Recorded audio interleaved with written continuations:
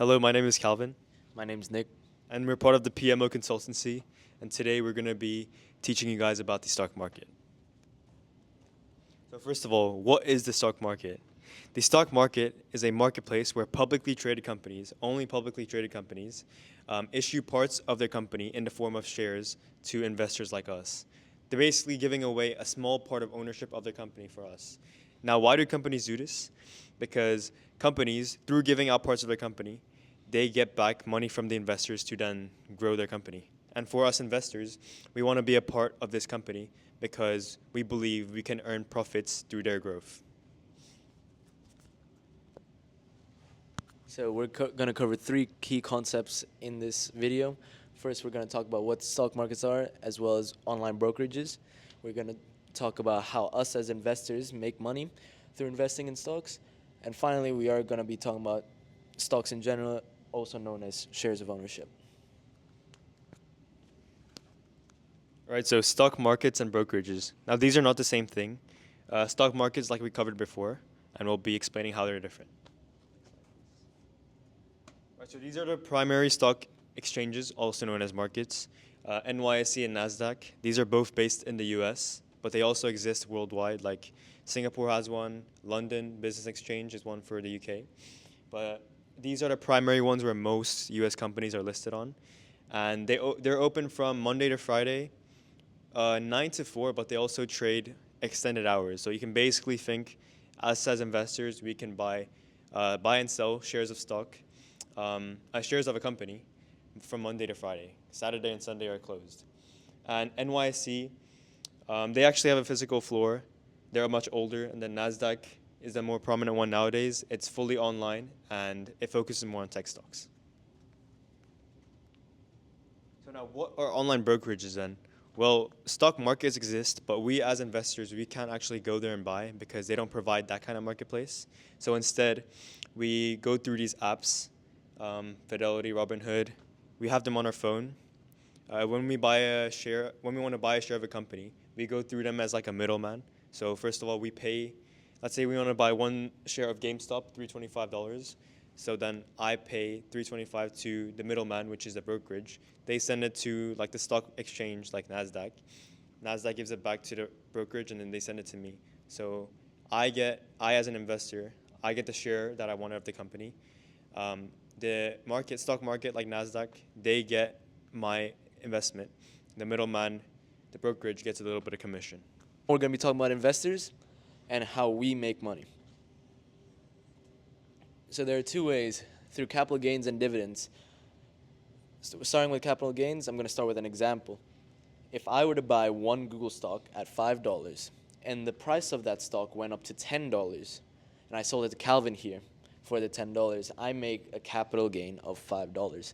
Of course, I'm going to be doing this through an online brokerage, so there's going to be a small commission to the online brokerage, but that number is insignificant. So capital gains essentially is the money that you make through buying and selling stocks or shares between investors. Dividends, on the other hand, comes straight from the company. So the companies that do dividends, some may not, they pay us investors either quarterly, semi-annually, or annually, depending on their company policy, a part of their company's profit. So essentially, you're getting a slice of the pie of a company's success. The dividend rate per share is decided by the company themselves. You just got to check on the company policy, which you can find on their website.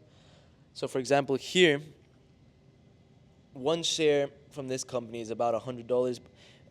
Their dividend rate per share is 84 cents. So if you owned one share of this company, you get 84 cents as a dividend. So next, we're going to be talking about the concept of shares, also known as stocks. So we're going to be talking about how prices of these shares are determined. There's actually 4 different ways, but then the most important one, as we see as long-term investors like us, is company performance. So this is regarding their financial statements mainly. This is their 10K. It's an annual or quarterly document that they have to file as a publicly traded company.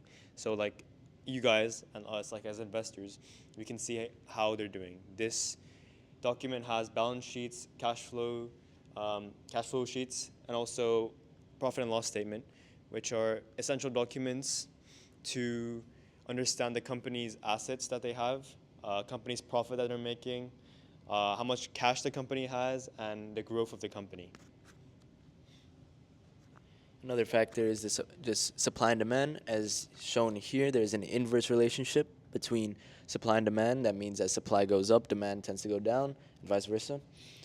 So if there are five Apple stocks available, but there's 10 people who want to buy said Apple stocks, there will be a shortage. That means that the prices of those individual Apple shares will increase.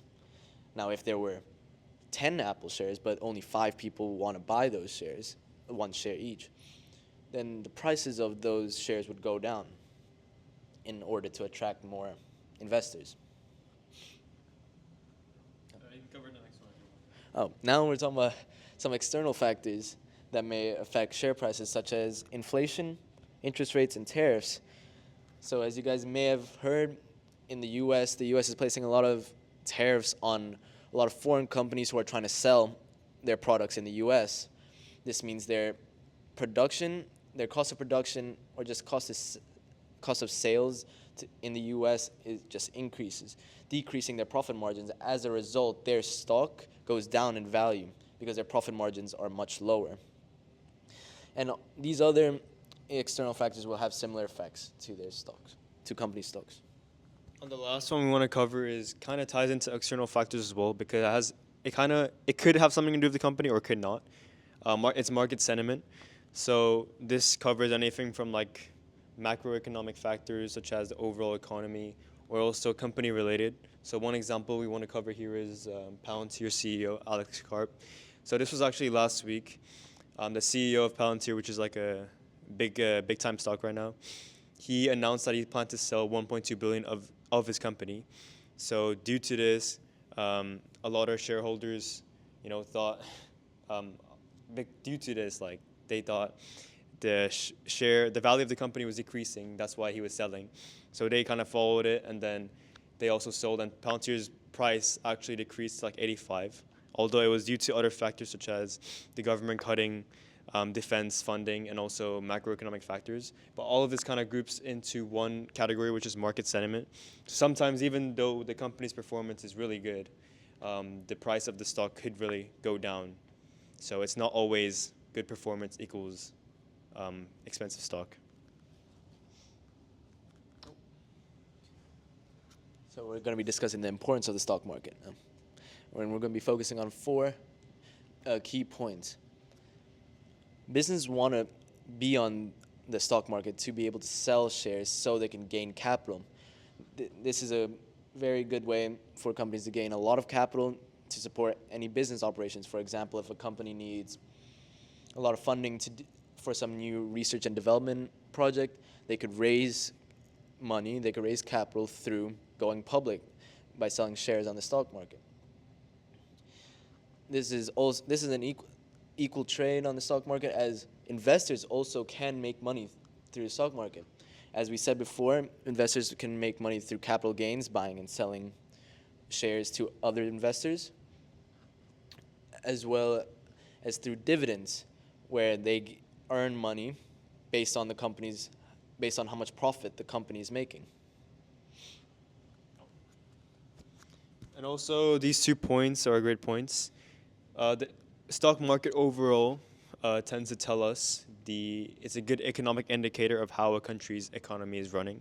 For example, in the 2008 financial crisis, the stock market was one of the first things that showed that the economy was clearly on a downfall. And even these days, if the stock market is down, if the Nasdaq market is down, you'll see key news, a lot of information about the whole economy kind of going into a pause or even a decline, like a recession. And also, the last thing is liquidity. As like investors, any investor, they always want to have quick access to the investments they have. So, for example, real estate.